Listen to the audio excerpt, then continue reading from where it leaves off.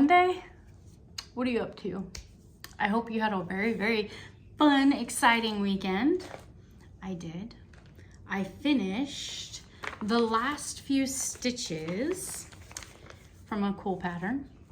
So this is the Crochet World magazine. I've seen quite a few people show it. Super excited about it because there are so many patterns in this one that I'd love to make. Sometimes you run across a magazine and it inspires you maybe to make one, possibly two. Well, with as expensive as these magazines are getting, you'd like to think you get a little bit more entertainment out of it or a couple more patterns out of it. The first one I wanted to make was the market bag. This is a pattern by Jennifer Alvarez. Uses a 1 super fine recommended and a C 2.75 millimeter hook. It is called the Prairie Flower Market Bag. I think that is so elegant. You could use it as a summer purse. I would put fruits and vegetables in it. Adorable. So, what did I put together? I knew right away when I saw this that I wanted some beautiful colors in there. And Amanda over at Tap Mama in the Bag Brigade came to visit me. And when she left, there was some happy mail on my doorstep. Amanda sent me some yarn art flowers. This is amazing to work with. It is not too slick. It's on the thinner side. Some people don't like working with the thin stuff. I love it. It all has its purpose to me. This is 55% cotton and 45% acrylic. Yarn art off of Amazon. Is it a 1? It is a 1.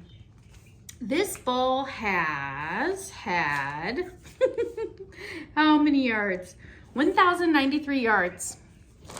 So when I was looking in the pattern, I saw that it required Omega Superfine Cotton.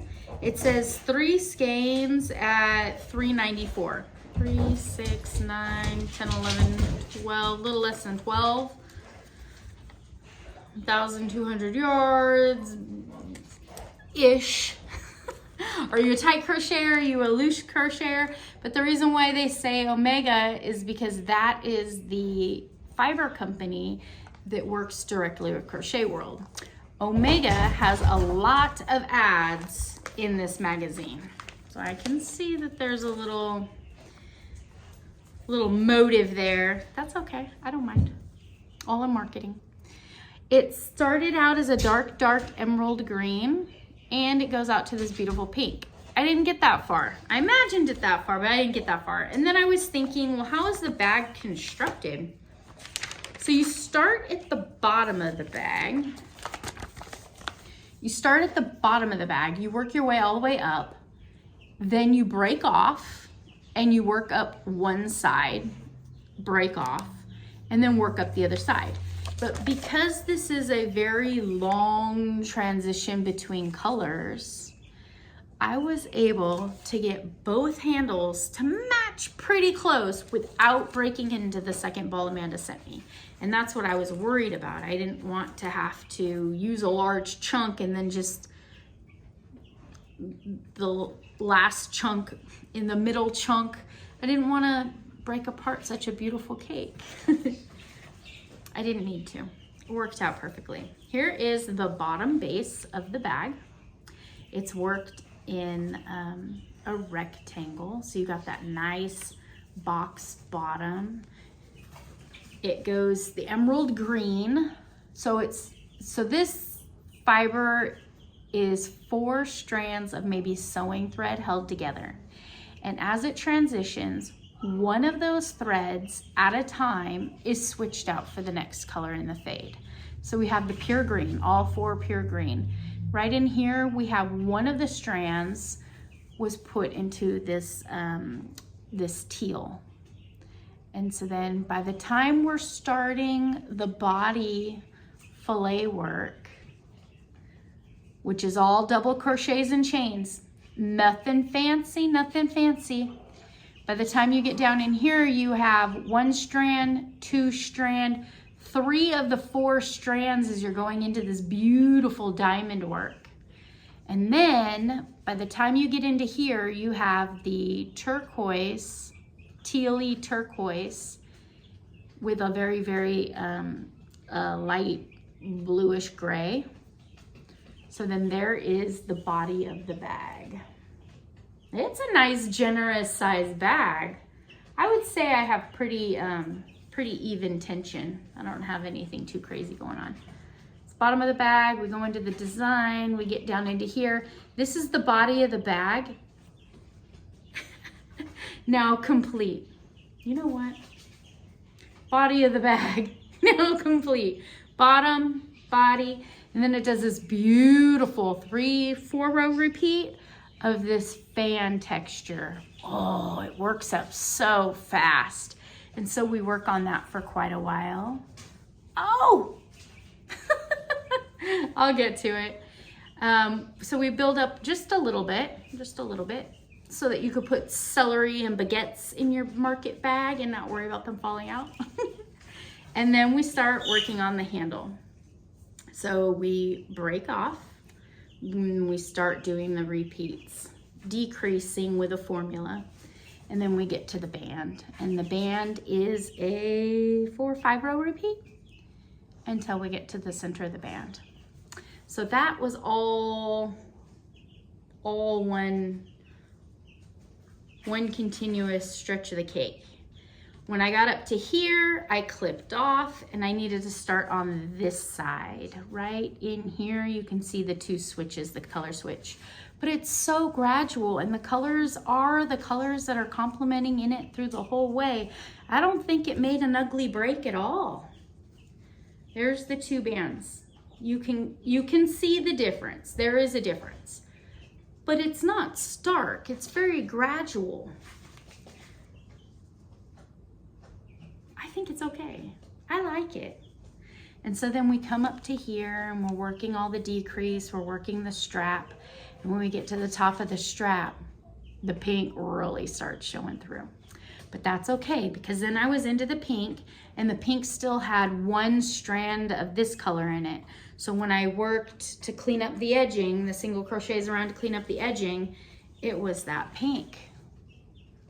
And that gave it a nice, delicate, finished edge. Single crochets all the way around. It's a very nice bag. It fits over the shoulder well. Plenty of space to put your hand in the bag with the bag on your shoulder. Because it did that single crochets and because those alternating rows, there's not a whole lot of stretch in that. That will not stretch forever and ever. It's pretty secure and strong, structurally sound. So there we go. My prairie bag made with Yarn Art fibers. This took 3 days. 3 days of working on it and nothing else. We were monogamous. I worked on just the bag. Just the bag and got it completed. My question to you is, do you think this bag would do well to sell it? And if so, if I made another one, because this one's special, this one's out of the yarn that Amanda sent me, but would this design sell in a similar yarn? Would this colorway sell? Would the design sell? Kind of interesting. Interested in your opinion. It's beautiful, and if you were gonna sell it, took 3 days worth of work, like diligent work, how much would you sell it for? I've had a few people see it and ask already. That's why I'm kind of curious. I have no idea. The price, I'm not a seller. I'm a creator. I get so wrapped up into the fibers and the stitch patterns, and the dollar amounts just don't come to mind like that. I'd be very interested to see what you think. So the pattern was written in verbiage, and the pattern also had some amazing graphs. Sadie's down under the table. She has a frozen ice chew, and every time the ice chew kind of sticks to her lip, it just came out of the freezer. If it sticks to her lip a little bit, she growls at it like it's attacking her. The hook I used my Clover C 2.75. Got that nice fine grip on there. It's a small one.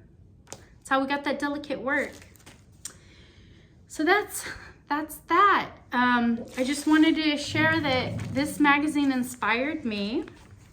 Inspiration on a Monday. And there are a few other patterns in here that have inspired me. I gotta show you what's next. Okay, Sadie girl. Okay, Sadie girl. Enjoy your treat. No more barking. The chicks, the gossiping chicks. Hens are known for clucking, but these southern belles are great listeners. Crochet a brood of active chickens like a Rhode Island red, a buff rock, or a California gray with one of these 3 skeins of yarn. Oh, who wants me to use a specific yarn? I use what's in the yarn cellar. I don't buy yarn. Let's see, Lion Brand's Heartland. Oh, okay. Well, I don't have any of that. So what colors did they use? Canyonlands, Redwood, and Great Smoky Mountains. Oh, those are beautiful names for yarn, aren't they? There's a few other patterns that have inspired me in this magazine. I shared those with you a couple Mondays ago, so we won't get into that. This one is going back on my coffee table where I sit every evening, and I got some more makes out of this one. I'll visit with you soon. Take care. Bye. Have a good week. Bye.